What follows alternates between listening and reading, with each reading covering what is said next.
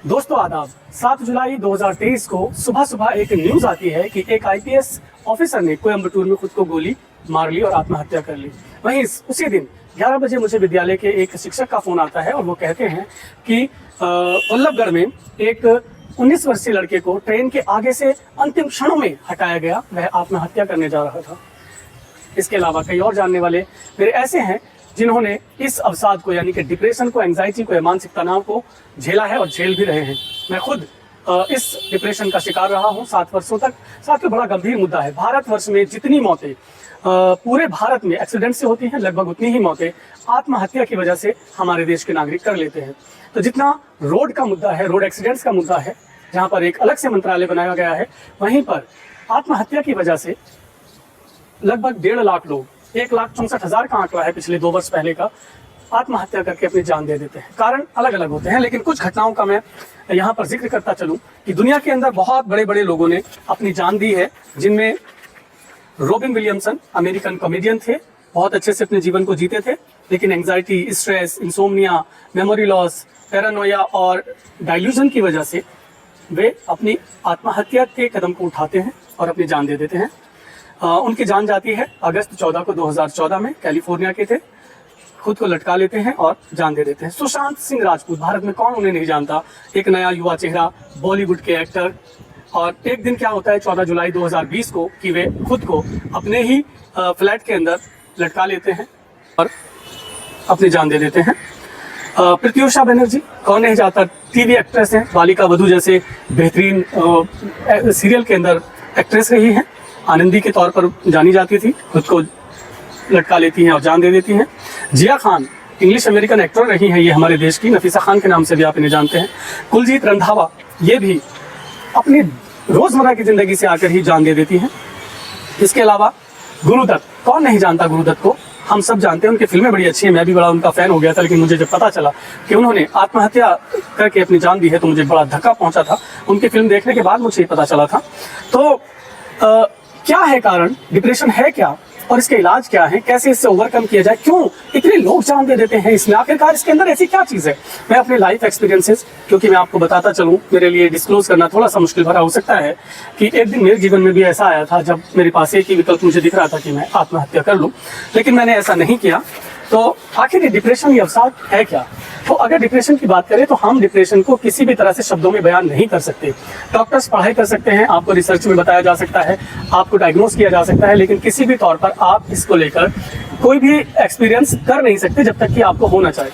आप सिर्फ अंदाजा लगा सकते हैं कि हाँ ये एक ऐसी बीमारी होती है, लेकिन ये कितनी गंभीर बीमारी है ये इसका सामना करने वाले लोग, जो इसमें मुब्तला रहते हैं, जो इसमें फंसे होते हैं, वही जान सकते हैं क्या क्या होता है और इसके कारण क्या होते हैं। मैं उनके ऊपर जिक्र करूंगा, लेकिन आप मेरे इस चैनल से जुड़कर डिप्रेशन के ऊपर कंप्लीट चीज़ों को देख सकते हैं, क्योंकि मैं वर्ल्ड हेल्थ ऑर्गेनाइजेशन और अन्य जो हमारे देश के NIMH है, जिसका नाम बदलकर अभी को दूसरा रखा गया है, जो हमारी अपेक्स बॉडी है जो मानसिक स्वास्थ्य के ऊपर कार्य करती है, उसकी स्टडी, अपना एक्सपीरियंस, बहुत सारे मरीजों का एक्सपीरियंस, डॉक्टर्स से भी बात कराने की मेरी कोशिश रहेगी कि क्या एक्सपीरियंस किया जाता है, इलाज कौन कौन से, उन पर मैं डिस्कस करूंगा। तो आप मुझसे जुड़े रहिएगा। साथ ही साथ अपने परिवार वालों को, अपने स्टूडेंट्स को, अपने समाज के लोगों को ये वीडियो जरूर शेयर कर लीजिएगा।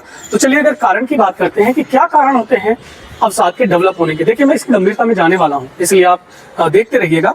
तो पहला कारण, जो सबसे बड़े कारणों में से एक आता है, वो है बचपन की यादें। दूसरा है जीवन की ऐसी घटनाएं जो आप भूल ना पाएं और वो आपको दर्द देने वाली हो। आपके सोचने का जो पैटर्न है, जो तरीका है, वो भी इसमें एक बड़ा रोल निभाता है कि आपको ये समस्या पनप जाए।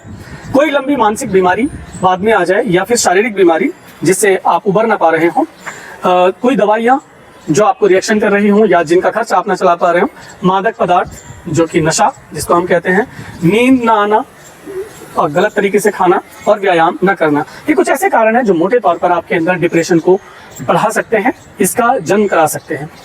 फिर बात आती है ट्रीटमेंट की। तो ट्रीटमेंट भी इसके 3 तरह के हैं। एक ट्रीटमेंट है आपका साइकोलॉजिकल, दूसरा है मेडिकल और तीसरा है मिक्स्ड। फिर रोल आता है समाज का रोल, आपका खुद का मैनेजमेंट, डॉक्टर्स का रोल क्या होता है, वो सारी बातें हम इसमें करेंगे।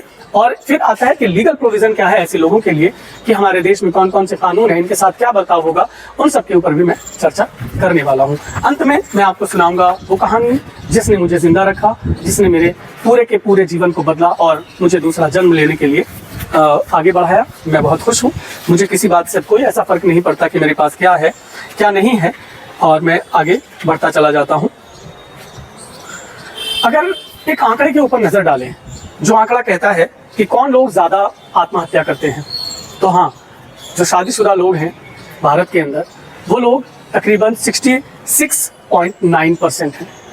जी हाँ, 66.9% लोग हैं जो आत्महत्या करते हैं, और जो कुंवारे होते हैं वो केवल 24% हैं जो इसमें आत्महत्या करते हैं। बाकी की जो बात है, जैसे विधवा हुए या छोड़े गए, जिनको त्याग दिया गया है वो लोग, या फिर अन्य, उन सबको मिलाकर 1.5% लोग हैं जो आत्महत्या करते हैं। तो आप समझ सकते हैं कि शादीशुदा लोगों के जीवन में आत्महत्या के चांसेस कहीं ज़्यादा होते हैं। देन बात आती है कि इकोनॉमिक स्टेटस वाले लोगों का क्या है, कि किस इकोनॉमिक स्टेटस के लोगों के ऊपर आत्महत्या का खतरा ज़्यादा रहता है। देखिए, यहाँ पे दो फर्क मैं अभी करता चलूँ कि आत्महत्या और डिप्रेशन की वजह से आत्महत्या दोनों अलग अलग बात है। एक आदमी स्वस्थ है लेकिन अचानक उसके जीवन में कुछ ऐसा घट जाता है कि वो अपने को जिंदा रखना उचित नहीं समझता और वो आत्महत्या करता है, तो ये अलग बात है। कि डिप्रेशन, आपकी बीमारी आपको खींचकर आत्महत्या की तरफ लेकर जाती है, तो दोनों में फर्क जरूर रखिएगा। और मैं बार बार आपसे निवेदन करूंगा कि किसी भी रूप में आप आत्महत्या का विकल्प बिल्कुल भी ना चुनें। ये प्रिकॉशन है, इस वीडियो को देखकर आप आत्महत्या की बात बिल्कुल ना सोचें। जी हाँ, अगर हम इकोनॉमिक स्टेटस की बात करें तो जिन लोगों की आमदनी सालाना 1 लाख से कम है, ऐसे लोगों का आंकड़ा बताता है कि उनमें से 64% लोगों ने आत्महत्या की। यानी कि जितने लोग थे उनमें से जितने लोगों ने आत्महत्या की, उनका जो प्रतिशत था वो 64 था, जिनकी आमदनी 1 लाख से कम थी। और 1 लाख से 5 लाख तक वाले आमदनी के, सालाना आमदनी वाले जो लोग थे, उनमें 31.6% लोग थे। तो साथियों, ये कुछ आंकड़े थे। इसी तरह से मैं कुछ और शैक्षणिक आंकड़े लेकर आऊंगा कि कितने पढ़े लोग कितने इसके चपेट में आते हैं आत्महत्या की, ये अलग बात है। लेकिन अगर हम देश की बात करें, अगर हम अपने राज्य की बात करें, तो मैं आपको राज्य बता देता हूँ। हमारे देश में सबसे ज़्यादा आत्महत्या करने वाले जो लोग हैं, जो राज्य है, वो है महाराष्ट्र। ठीक है, इसको आप ध्यान रखेंगे। मैं एक ही बता रहा हूँ, आगे मैं इसके आंकड़े आपको पेश कर दूंगा सामने ही।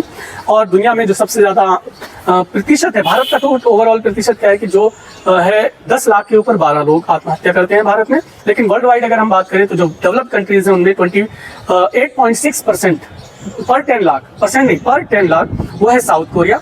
और अगर हम ओवरऑल डेवलपिंग और नॉन डेवलपिंग या डेवलप्ड कंट्री की बात करें तो 72.4 पर 10 लाख जो लोग हैं वो है लेसोथो कंट्री के अंदर, वो आत्महत्या करते हैं। ये अलग बात है। अब बात कर लेते हैं थोड़ी सी मिथ्स की। तो मिथ क्या है इसके बारे में, डिप्रेशन के बारे में मिथ क्या है कि depression is not a illness. हम क्या कहते हैं कि नहीं, जो अवसाद है ये कोई बीमारी नहीं है, ये कोई बीमारी नहीं, मानसिक बीमारी नहीं है।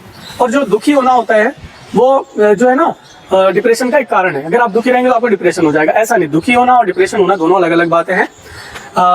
जो हम एंटी डिप्रेसेंट गोलियां खाते हैं तो कहते हैं कि नहीं, ये सिर्फ इसको ट्रीट नहीं कर सकती, ये भी गलत बात है। इसका ट्रीटमेंट वास्तव में ये हो सकता है, सहायक होती है। अगर आपके माता पिता को डिप्रेशन कभी हुआ है तो आपको भी डिप्रेशन होगा, ये भी एक मिथ है। ऐसा कुछ भी नहीं है कि अगर आपके माता पिता को, फैमिली मेंबर में से किसी को डिप्रेशन हुआ है तो आपको डिप्रेशन होगा, ऐसा बिल्कुल नहीं है। डिप्रेशन खुद ब खुद चला जाता है, ये भी एक गलत धारणा है। डिप्रेशन का इलाज करना बहुत ज़रूरी है, और मैंने बताया कि 3 तरह के इलाज इसमें है, एक मेडिकल, एक साइकोलॉजिकल और एक मिक्स्ड, यानी साइकोलॉजी प्लस मेडिकेशन, यानी दोनों चीज़ों को लेकर हम चलते हैं। तो साथियों, ये कुछ चीज़ें थी। कुछ और मिथ्स हैं यूनिसेफ की तरफ से भी, मैं इनको भी जोड़ देता हूँ कि जो डिप्रेशन का शिकार हो जाता है या किसी को मानसिक बीमारी हो जाती है, ऐसा व्यक्ति मंदबुद्धि होता है। ये बिल्कुल गलत बात है, मंदबुद्धि नहीं होता है। मैं जब अगली वीडियो में बताऊंगा तो आप समझेंगे कि बिल्कुल ऐसी बात नहीं है।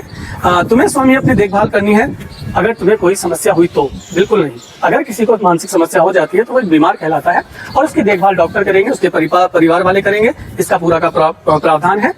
किशोरों में मानसिक स्वास्थ्य की कोई समस्या नहीं होती, जी बिल्कुल गलत है।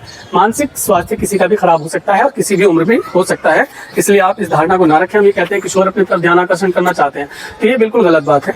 फिर आती है बात, यूनिसेफ कहता है कि एक धारणा गलत ये भी है लोगों के बीच, के लोगों में मानसिक रोगों या स्वास्थ्य संबंधी समस्याओं की पनपती स्थिति को लेकर कुछ नहीं किया जाता।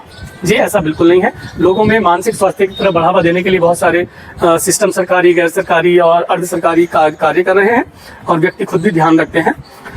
मानसिक रोग जो है कमजोरी की पहचान है। जी ऐसा कुछ नहीं है। बड़े बड़े ताकतवर, बड़े बड़े बुद्धिशील लोगों को भी मानसिक बीमारी हो सकती है। इसलिए किसी के प्रति मानसिक बीमारी को लेकर या डिप्रेशन को लेकर, तनाव को लेकर या फिर अवसाद को लेकर कोई धारणा हमें नहीं पालनी है।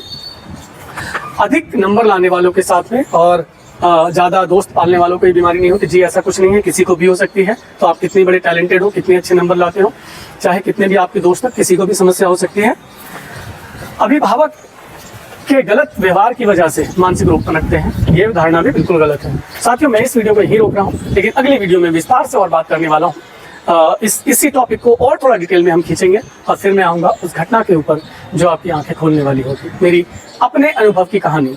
जी हाँ, हर कोई नहीं बताना चाहता, लेकिन मैं बताऊँगा आपको। आप लोग जुड़े रहिए, शेयर कीजिएगा दूसरों तक भी। कैसा लगा ये एपिसोड यहाँ तक आप मुझे ज़रूर बताइएगा। धन्यवाद, गुड बाय।